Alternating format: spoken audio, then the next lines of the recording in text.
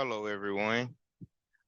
I would like to start this broadcast by thanking you for clicking on the video and listening to this audio. Currently, I would like to talk about being grateful and that you are probably lucky and don't realize it. And it's other people who would give their left arm or their right arm to be in your position, whatever that position may be.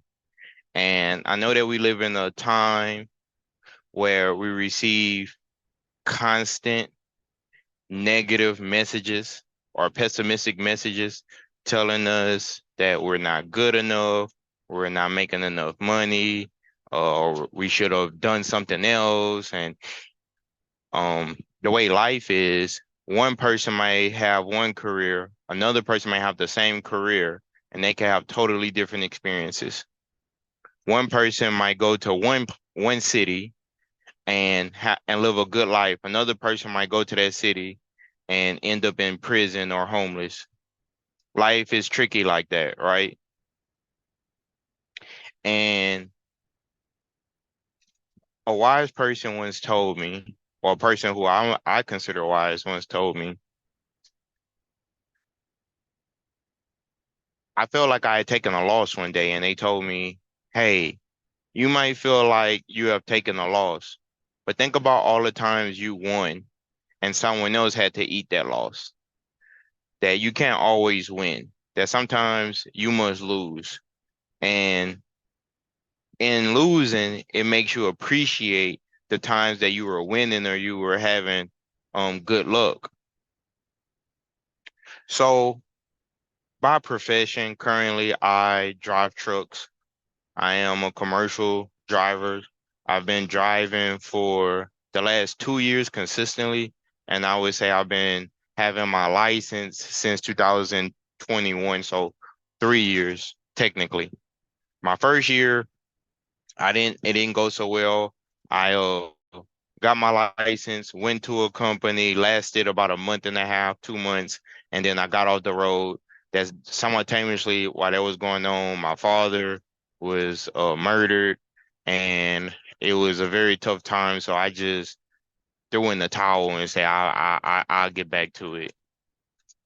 A year later, I still had the license in my pocket, and I told myself, well, hey, you know what? I'm going to go ahead and use this license. And and that's just what I did.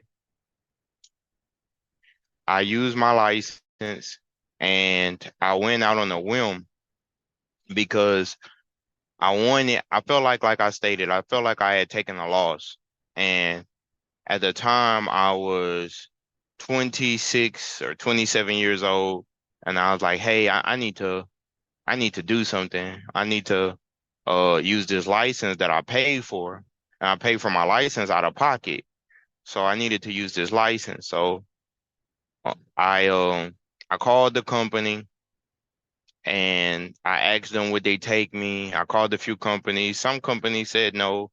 And then I think the second or third company I spoke to, they was like, yeah, we'll take you. You want a bus ride or a rental car or a flight? They were a few states away from me. So I said a flight. They booked the flight. Right before the flight occurred, I ended up catching COVID. So I missed my flight, and then later on they booked another flight for me. And so the story ends with me going to the company, um, passing. I had to go on the road with a trainer and all of that jazz. I had to come back, take a back and test. I passed through that, and then I was so grateful at the time because I had all of these goals that I had set for myself and what I wanted to do.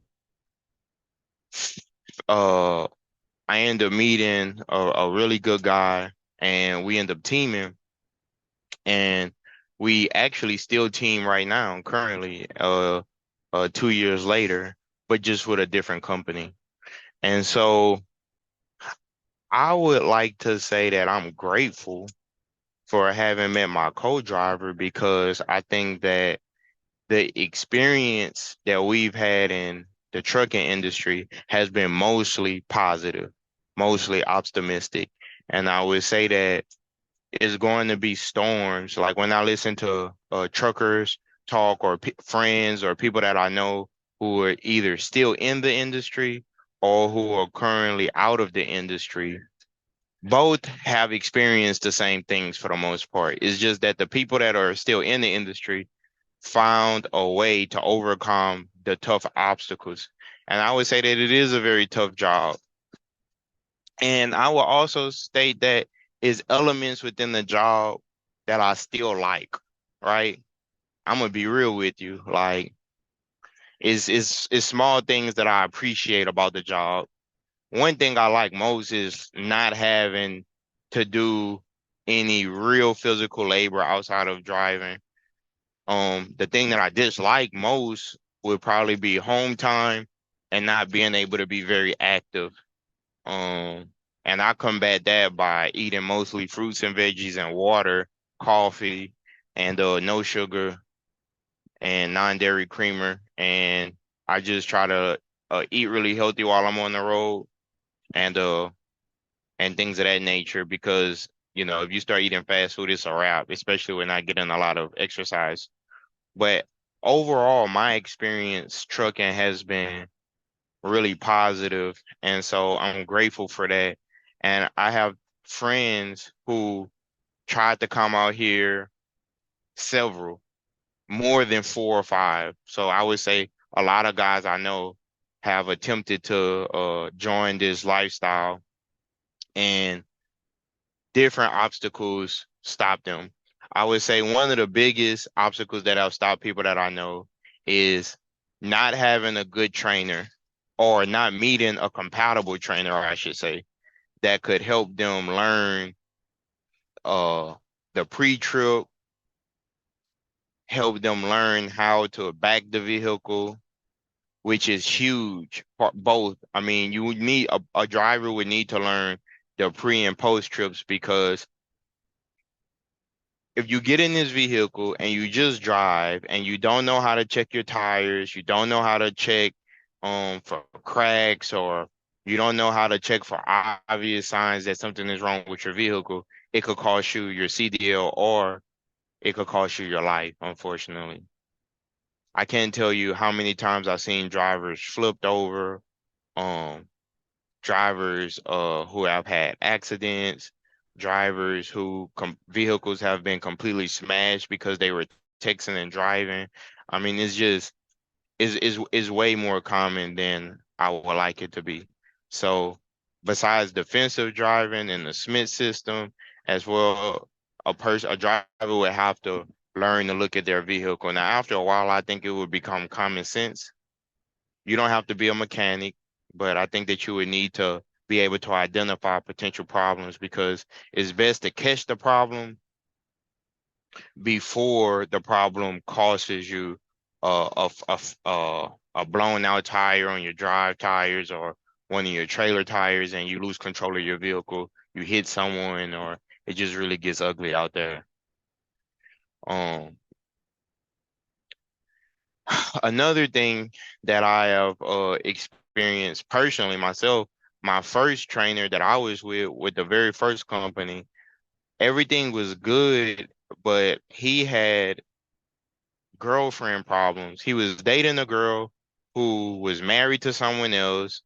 That allegedly the girl and her husband were still living together, but they were divorcing, and he wanted her to move out, and he's sending her all kind of money and stuff like that, and it was just causing problems. And so at night he would argue with her. They would talk, then they would argue about the guy still living with her, and then during the day on the next shift it would cause problems for me when I'm trying to work with him. And so I had to reach a certain amount of miles and I was doing well, but of course, I was just starting, so I was struggling with backing. And when I would ask the guy for help or his advice, I would ask a question, and instead of answering my question, the guy would ask me a question in response. So I'll give you an example. I had to slide the tandems, and I was like, okay, what buttons do I press to slide the tandems at the time? And the parking brake and the trailer brake, like how do I do it? And as well as um the button on the trailer, or the pin you have to pull out to slide the tandems, and the hose, and it was just really confusing when I first started. And instead of just simply answering my question, he asked me the same question. So imagine I say, well, how do you do this? I don't know. How do you do it? You're the person training me. So after a while of this back and forth passive aggressive behavior, I just asked him one night, we were in New Jersey, and I asked the guy, I said, hey man, is there a problem?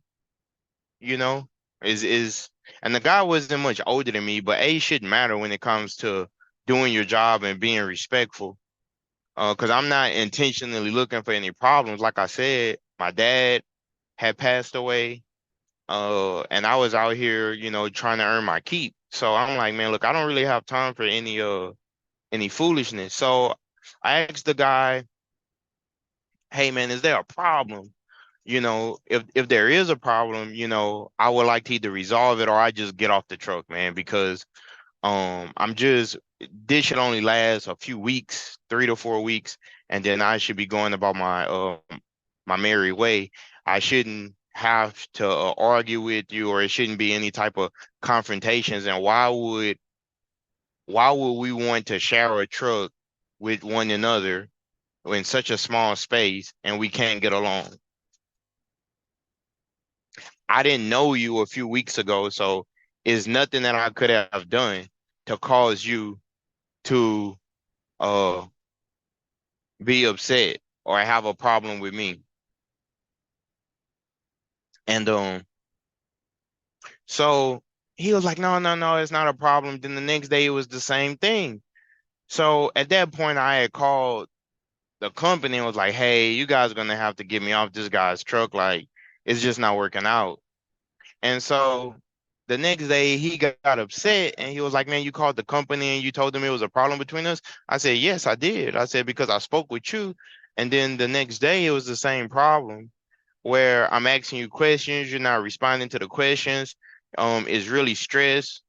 I'm from the South. I'm not from the East Coast. So it's my first time driving on the East Coast and I'm in a rig. So I'm like, hey man, or 18 wheeler, tractor trailer, and I'm like, hey man, what's the problem? So he's going through with his girl, and simultaneous all this going on, he's encouraging her to get a divorce, and at the same time he's trying to propose to her. He didn't order this expensive ring, and he has been paying off her debt. Also, he had been on the road for the last 90 days. So he told me that he stays out on the road for 2 to 3 months, go home for 2 weeks, and then he's back on the road, sending her all of his check and all of his money while he's on the road working. So probably this is why the guy was upset. But it didn't have anything to do with me because I didn't do the guy anything. And so we end up getting into it, and I just told them, like, you know what, man, when the company called us, and one of the dispatchers on the phone was like, hey man, can't you guys just do the job and come back to Dallas or whatever, like it shouldn't be that big of a deal. And the driver cursed me out, and when the guy heard me getting cursed out, he was like, all right, it's really a problem. Like, you should get off the truck. So he talked to the driver. And then after that, we were in Pennsylvania. I just took my stuff off the truck and called me a Lyft and got out of there. Cause I said, man, look, I'm not about to go to jail or get arrested, but because you're having girl problems. And at this time, I was already used to traveling. I had been traveling internationally and stuff like this. So catching a flight out of there, but I ended up trying. I should have just left completely and went to another company, but instead I go back I take a Greyhound back to the state of Texas where the company was located. I won't say the company's name out of respect. I go back to Texas, and then I just realized like it really wasn't a good experience. And I went with another trainer, and I had such a bad taste in my mouth from what happened. I, Shortly after that, I just decided that it was best I leave. Well, looking back at that, I have no regrets, but if I could have done something different, I probably would have I probably would have tried to stay. But at the time, it was just really whack. So I just left. But I can understand when drivers meet certain trainers and it makes them decide not to pursue trucking because it's really some crappy trainers out there. And if a trainer uh happens to hear this video, I'm sure it's not you. I'm sure I'm not talking about you. I'm sure you are a great trainer, right? And I will also state that since then, I have by switching companies and stuff, I have driven for two other trainers that I would consider good trainers. So I would say that there are great trainers out there, trainers who, and surprisingly, I would say this: the first trainer, as much as he was tripping with his girl, he actually taught me a lot about backing and my backing skills, and so he actually taught me a lot when it comes to backing. So I would actually give him props on that. That he really helped me a lot. And then I think if we wouldn't have been having the girl problems or perhaps not on the road for 3 months, I probably would have finished my first year completely. But another thing that I would say that stops certain drivers is, I'm just going to be real, is alcohol and drugs.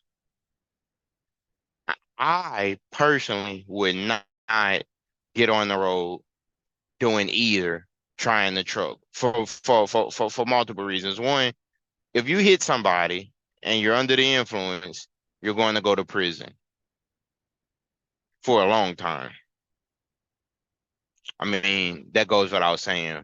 And then also, I would just say that it's not worth it. And how I would look at it is, I would ask myself, let's say the company is paying you $1,500 a week, right? $6,000 a month. Ask yourself, they're paying me $6,000 a month to be on my A game.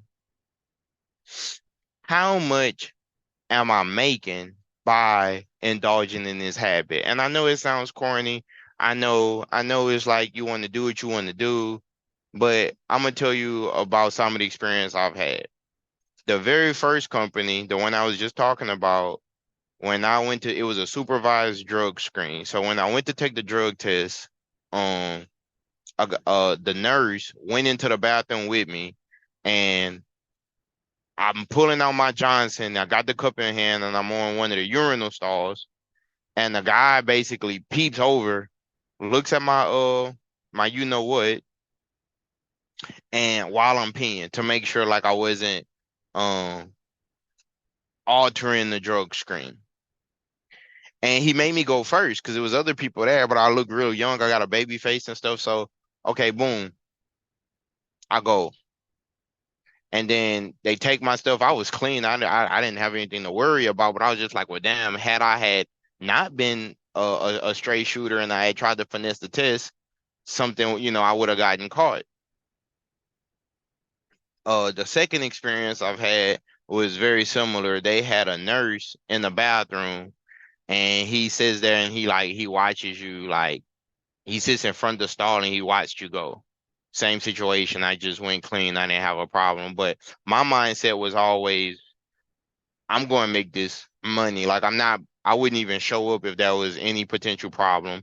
And then with the major companies, they have their own people who do the drug screens. So it's very hard to finesse that system.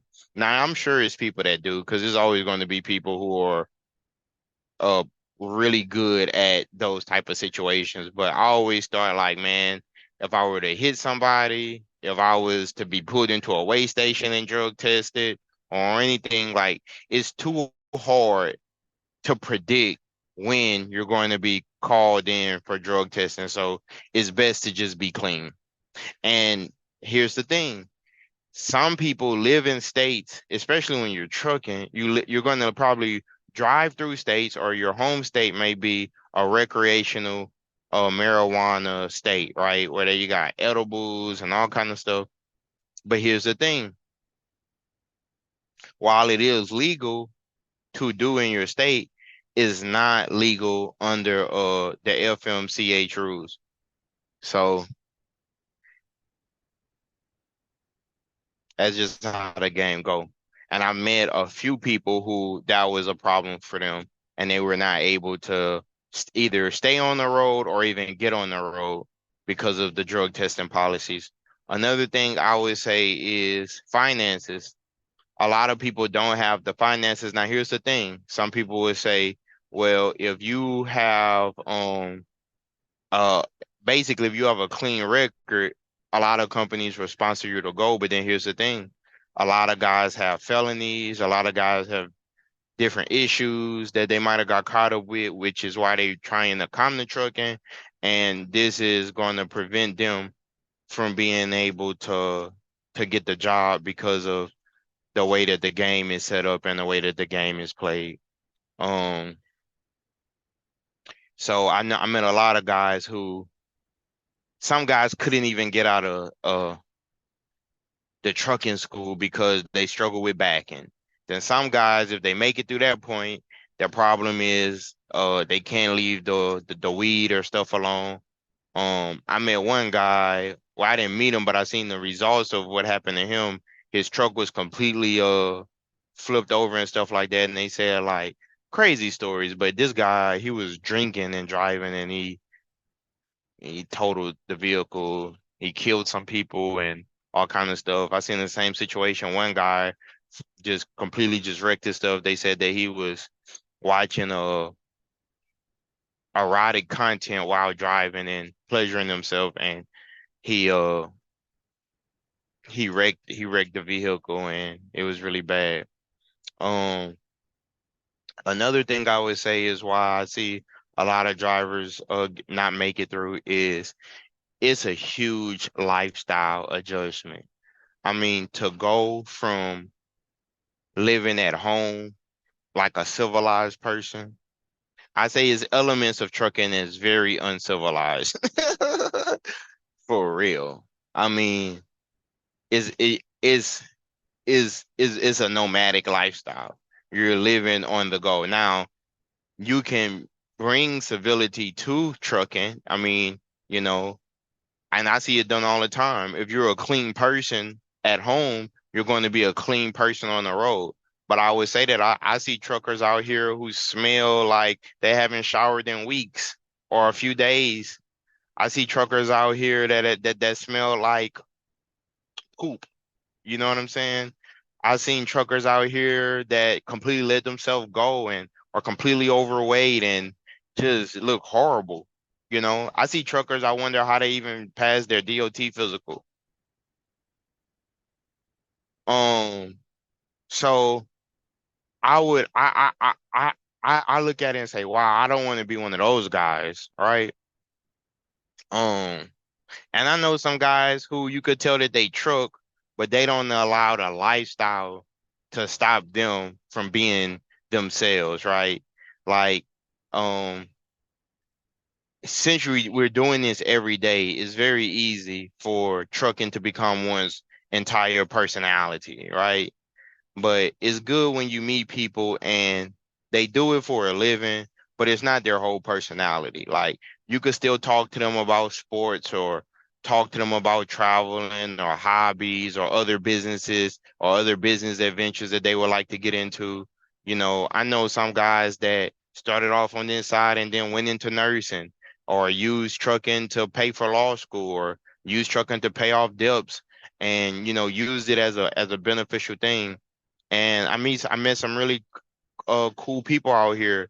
But while I was going through my struggle, because it was very hard while I was on the road going through this period, because I went through the death of my father, and then a year and a half later, my brother died the same way. He was murdered also. So my dad was murdered in one city, and then my brother, he was murdered in another city, and we were all very close, and that was very devastating to me. So I could understand how someone could say, "Oh man, is very hard, like it sucks, like trucking is not for everyone." But I would say that it's elements of trucking that can be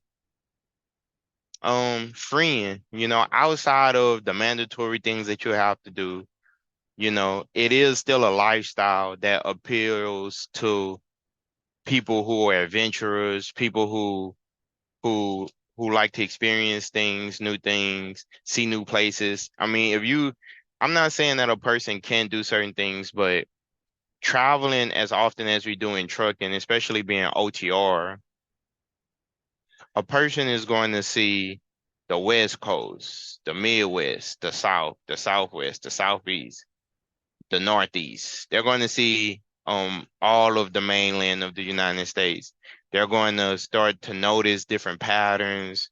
And then in your free time, you will want to travel and experience some of these places and do certain things. So um trucking enabled me to see places that I probably would have visited in my life, but it's a difference when you get to visit certain cities that you wouldn't regularly go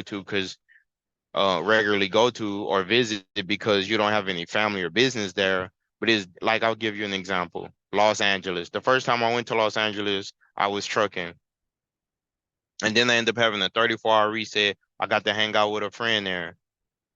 Sacramento, North Cali, the Bay, San Francisco, Oakland. I used to go up there to Union City. I wouldn't even know about some of these places had I not been out here in the trucking game. Utah, Salt Lake City, Reno, that whole little area, Denver. And then when you're OTR, yeah, you're working, but you're going to have to take a reset. So once a week, you're going to be in a city that you a really cool city where you could, spend, a part of your day, 10, 12 hours or as much as you want, you know, uh looking at the restaurants, going to some stores. I have a Anytime Fitness gym membership, so I hit up gyms all over the country, and that was interesting too. So I got to go to gyms in Las Vegas, Reno, uh California, Indiana, Texas. And just the eye candy alone that you could see in the gyms is just immaculate. I mean, you get to see diverse groups of people, women of all ethnicities and complexions and everything, just hitting up the gyms. Um, Texas, Dallas, my first year, I got to go to a lot of music festivals, and I would have a little bit of time off. I seen Wu-Tang, Nas, and acts like that in Dallas, and hip hop groups. And after I would go to the concert, I'd be able to go right back into making money.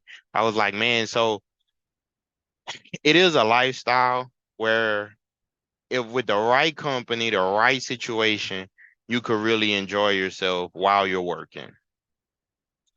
But if a person is the type of person who, like I said, I've been blessed because my co-driver Rob, he's been 110 toes down, great guy. We got to do all of this stuff together. And if one person was having a bad day, it's rare that both of us that have a bad day at the same time. So if one of us was having a bad day, the other one would be able to catch up the slack. And I've made mistakes and he's made mistakes, but you're going to make mistakes when you're just starting out and you don't know how to do something. Like, he taught me a lot about the pre-trip, and he used to fix the fuses when the fuses would go out. A lot, I taught him what I knew about the paperwork. I taught him what I knew about backing. Um, and some of these places, I remember the first trip we took together. We went cross country. We went to Jersey City, to Kingman, Arizona, and then to LA. And that was just a crazy adventure, you know.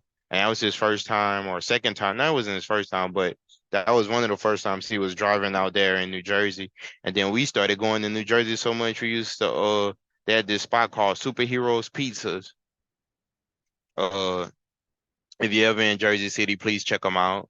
Um we used to get some bomb pizza at the bodega over there. The whole East Coast vibe is just a different vibe when you're from the South, you know.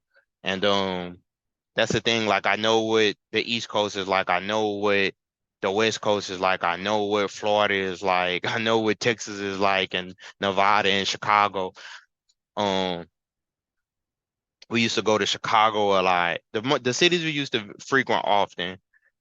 Once upon a time, I used to go from Dallas. This was like a year and a half ago. I used to go from Dallas to Chicago. What suburb of Chicago we used to go to? Mount Prospect. All of my Chicago people, y'all know where that's at. We used to go to Mount Prospect, and then we used to actually drive through Chicago also. And then we used to go to Dallas to Mount Prospect, so that's going from south to north. Then we used to go to Kentucky. From Kentucky, we would cross country and go to Phoenix, Arizona. And then from Phoenix, sometimes we would drop back down to Texas, and then that would be our weekly route. And so that was very interesting, and we used to we made a lot of money on that route. And then sometimes we would go from Phoenix to Cali, used to go to Los Angeles to North Cali. Um Cali is a trip. Um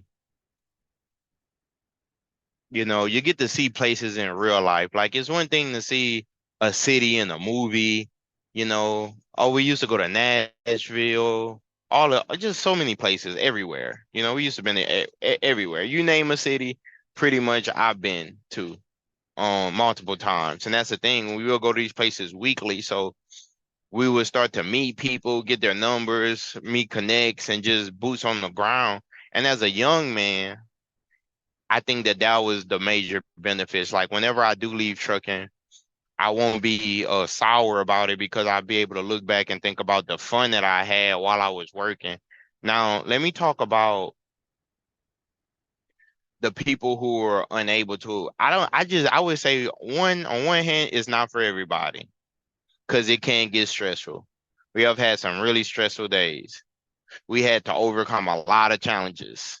Um, you meet all different types of people out here. I done had truckers, I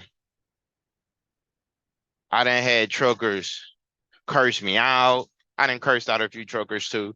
I done got flipped off on the interstate. I done helped homeless people. I done had truckers help me out. Like when I was first starting, help me back, give me some game. Um, but for the most part, I would say most people are pretty cool. That's one thing I would say. Like, although I always talk about life overseas and buying a house overseas, and I am an American, I will say that trucking helped me see how beautiful my country is and that it's a lot of good people out here. Honestly, it's a lot of good people out here. And we have to be grateful because you never know how blessed you are. You never really know how blessed you are. It's someone right now that would kill to have the life that you were building for yourself. And while you could be admiring someone, and I would say never envy the life of someone else, right? Live yours, love yours, do you, you know, you have one existence, maximize it. Don't spend your time or your energy trying to be what someone else is doing or live someone else's dream, because while trucking has enabled me to have a lot of freedom, and enable me to start traveling overseas more and doing things and going places that I wasn't able to do before, make amount of money that I wasn't able to make before. It wasn't until about 2 years in that I really looked up and I was like, wow, I'm able to afford this lifestyle because I'm trucking, but it comes at a price because my family members don't get to see me as often. People that I love don't get to see me as often. It's been people that I haven't been able to kick it with or see since I started trucking. I got a friend in Colombia, Gino, and I always tell Gino like I'm coming out there. I haven't been able to come back yet because when I do get free time, I spend it with my family, I spend it with my girl, or I'm going places. And it's like, oh man, you know? So I have another friend that's out there in St. Lucia, same thing. I always talk to him like I'm coming out there, and I would like to come back, but like I said, it's difficult. So your time is difficult. You're on very limited free time when you're in trucking, and that could be a problem for people, right? But it's elements of trucking out here that's awesome. Like I don't care what anyone says. Like a lot of times it doesn't even feel like you're working. That's how I would describe it. Now, sometimes it does feel like a job. Sometimes you get those days where it's like, okay, this is still a job, you know. But for the most part, it was like when it's like the highlights is like every Thursday getting paid, and the Thursdays are like every week getting paid, every 7 days getting paid, and it's coming so fast. You know, the month are just flying by.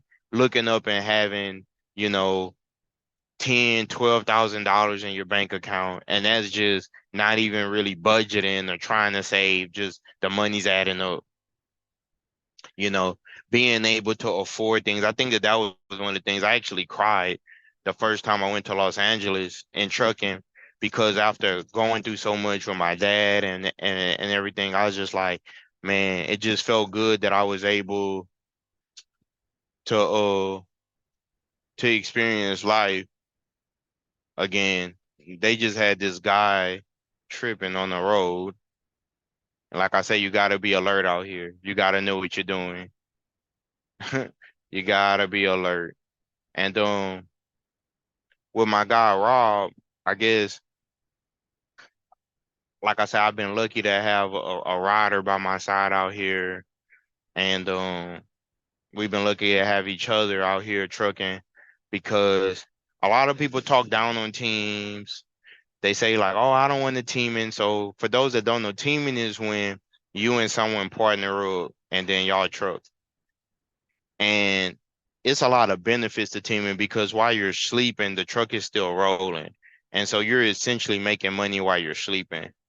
You get it's not a lot of downtime, so you get access to better routes. You get access to newer vehicles. You get access to priority dedicated lanes.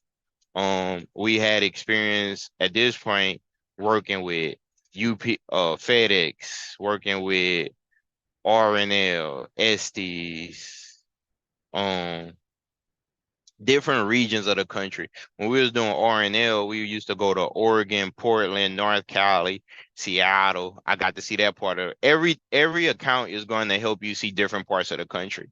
Um, we started rocking with Southeastern. Then we was pulling stuff in the southeastern part of the United States, from South Carolina, North Carolina to Florida to Texas and places like that. Um, uh, when we were with rocking with what's the one I just named? FedEx. FedEx was awesome. I like FedEx. FedEx will take you anywhere in the country, right? Houston, the Bay, LA, the Midwest, the East Coast. You could go anywhere with FedEx. Really good pay, consistent miles, consistent freight. A lot of times you're just pulling up, dropping it off, getting a new trailer, hooking it up, and then leaving. You know, no touch freight. Awesome. Love it. Can't complain. And I think that part of my experience has been good because of the fact that I've been in a situation where I was teaming. And so since I was teaming, I got better routes and better situations. It was only one time and that lasted about a month. I was in a situation where for a teaming situation, we had switched over to this company and it just didn't work out. And so um for me it's been awesome. And I would imagine that not everyone is going to have my experience, right? But I know some people, the people that have made it work, you have to make it work. You have to find the situation and make it work. You know, you have to remain you, right? While you're out here, you're following the laws, you're doing all of this stuff, but remember who you are and explore your personality.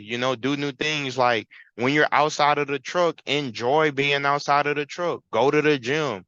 If you meet a lady or something like that in another city, build friendships, where, okay, look, if I'm gonna be coming here weekly, I might need some friends over here. You'd be surprised at the life that you could have simultaneously while trucking. Crazy. And and also if you're not into that, I would say for sure I'd say get a gym membership though, because it's crazy out here.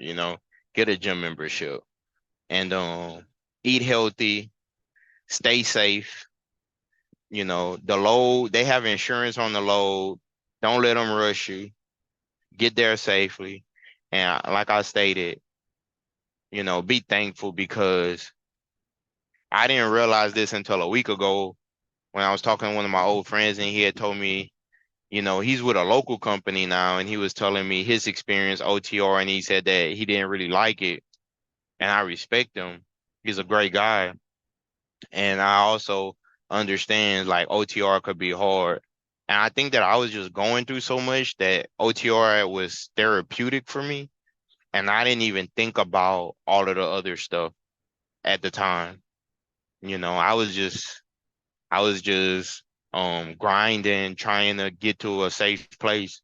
But now, like I said, after falling in love and building a relationship with my girl, now I do think about like, okay, well, how could I incorporate her more into my life? Because I'm always working, I'm always going and this and that. So I think it's just about maturing. But like I said, at the same time, I always say that it's easier to miss home when you're away from home, right? It's easier to appreciate something more when you learn not to take it for granted. People are spend years and years at home and they might not appreciate it as much because they're always there. But then once they leave, you come back, you're able to appreciate the little things a lot more. You're able to, that's one thing I say about trucking. Trucking has taught me to appreciate a lot of the basic necessities that we take at home, like a hot shower, your own bed, um, food that's cooked. Like you don't have to microwave something or you don't have to eat on the go, to be able to sit down and enjoy a meal, to kick it with my lady, to travel, to see new places. I had so many different experiences while I was out here trucking that taught me to appreciate life so much more. I don't even think that I would be so appreciative of life on this level had I not uh came out here and became a man. I was already a man, but I reached another level within my manhood because I was able to make it through a lot of different obstacles. And when things got hard, I didn't just run back home and quit. And this is just talking about me, because with the first time, that's what happened after my dad died. I just kind of went through something, took my tail between my legs, and then went home. But the next time I told myself, "But you know what, man? Dad's going. He will want me to live life and live it more abundantly and face the challenges that's in front of me." And so I'm glad that I did that. Um, in a way, it's a lot of people I wish that could have a good experience out here, because the people that could enjoy and learn to enjoy the open road, it is nothing like it. I would somewhat like to see what it's like to be like a flight attendant or something like that. I just love to travel anyway, but just seeing the country is just so beautiful. The rivers, I've seen almost all of the major rivers in the United States. I would love to do things like rafting, fishing. You get so many ideas when you're out here. It's crazy. And then lastly, I would talk about the money. That's why we're out here, right? Well, with the money, it's enough money in trucking. Honestly, I keep it a book. I'm from the South, so when we say keep it a buck, that means keeping it 100%, being a buck, like a 1,000, 100. Well, it's enough money in trucking. You get it, you get your license, you get some experience, you get your endorsements, you learn how to drive. You learn how to drive in different areas, different terrains, different weather climates, because that's a big one too. You might be in Oklahoma where the weather is always crappy. Tornadoes, all kind of warnings, heavy rain, snow, sleet, extreme heat in Arizona or California, certain places. Like you gotta learn to, I mean, it gets so hot in some of these places, it will melt your tire. You gotta learn how to handle that, how to roll with the punches. But once you learn how to do that, if you wanted to, trucking could fund your new lifestyle. If you could just save your money, you could buy you a house for sure. You could save and invest and have an investment account that's sitting in the six figures with just maybe 2 or 3 years of trucking.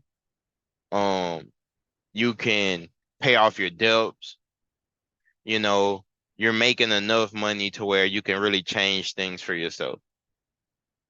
But you have to be logical, consistent, and the person would have to know what they want. I think most people don't know what they want, and that's why they struggle out here. But if you know what you want, you're only using trucking either as a career path or as a vehicle to get what you want. And with my bro, Rob, while we out here trucking, one thing I always tell him is like, hey, bro, I want to help you make money out here to where you could reach your goal. And you could, whenever we do stop trucking together, you could be in a situation where you're happy or you're proud of the progress that you made out here, right? And that's what it's all about. We want to make progress. And I like to shout out my mentors, the people that helped me, my good friend Matt, a few of my trainers that helped me along the way, but Matt was an extreme help. My mom, my girl, my brother and my dad that's in heaven looking down on me, watching me. They helped me a lot, I find, gave me motivation. Um, that when life get hard, don't stop. Um, I think that I'm mentally tougher for sure after coming out here and standing the storm. And trucking is going to teach you to stand up for yourself too. Like if it's a dispatcher or whoever, listen, you know, you are a human being. You're not a robot. Stand up for yourself. That's another thing. A lot of young guys, they afraid to open their mouth. Listen, they're not gonna they might take it personal, but for the most part, they're not taking it personal. Listen, the dispatchers, the people out here, they got a job to do too. Everybody got a job to do, you know? And the driver has a different perspective because they're out here. A lot of guys that's in that office or girls, no disrespect, have never driven out here. They don't know what it's like. You know, someone in the office might say, "Hey, why? Like you were supposed to arrive here at this time. Why are you an hour late or 2 hour late?" Listen, it's so many reasons why a person could be late. One, you had to stop for whatever reason you had to stop. Morning traffic, accidents, construction.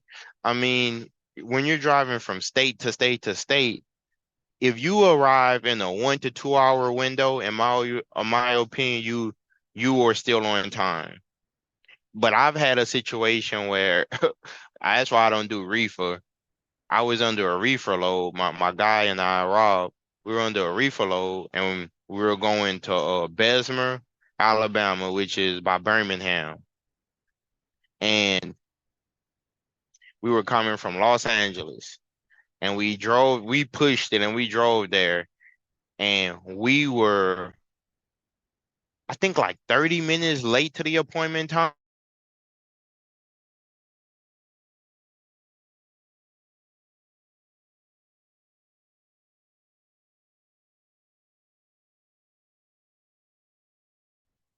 And so little things like that, like sometimes you're going to be 30 minutes late, you know, things are going to happen. Do the best that you can. And so that's been my rant, my discussion. I'm going to post this on the YouTube. And I just wanted to encourage everybody to be grateful because there's people that would kill to be in your position. And think about how hard you had to fight to reach your level. Respect the level that you at. That's what I told myself, like, respect the level that you at. You had to fight, claw to get to your level. Respect your level. Don't be sleeping on your level. Enjoy the level that you at. Enjoy the journey. It's a process. Whatever you're currently desiring, if you were just snap your fingers and to have it, it wouldn't mean as much because you didn't. It was no sweat. It was no blood, sweat, and tears for that. But if you fought to get in your position, if you fought to get where you're at, you would respect that level, and you would carry yourself differently because you know that you had to go through a lot of obstacles to get where you're at. You know that it was blood, sweat, and tears to get where you at. And I would tell you to give it your all, whatever you want to do, not just in trucking, whatever you want to do, whatever you're going to apply your hustle to. Listen, give it 100%. That way, if you ever walk away from it or you ever have to do something else, you can honestly say, hey, I gave it 100%. It was nothing left for me to give. I left it all out there. I did it. And I'm like that with relationships. I'm like that in business. I'm like that. Is todo or nada in Espanol. Todo or nada is all or nothing. And that's my mentality. You can't give it 15% and then want 100% return on your investment. Nah, you got to get knee deep in it. You got to go real hard to see some results. You can't go to the gym and work out one day out of the month and expect to get where you want to go. Now, you might have to go 3 or 4 times a week. You can't study a language for 2 days out of the month and then wonder why you're not fluent in the language. You get what I'm saying? Not to beat a dead point, but give it your all. And that's what I think. I think a lot of people don't give certain things their all, and then they don't get the result that they wanted because they didn't give it their all. And then some people who do give it their all, they put more effort into it, and so they get further. And even if they don't get the furthest that they wanted to get, they get further enough to know what it's about. And so I like to thank everybody that's assisted me on my journey. Big Rob, Matt, everybody I named previously. Thank you guys. Stay tuned. Please like, subscribe. Hope you enjoyed this chat. I hope it was constructive and stay blessed, stay safe, keep grinding. Peace.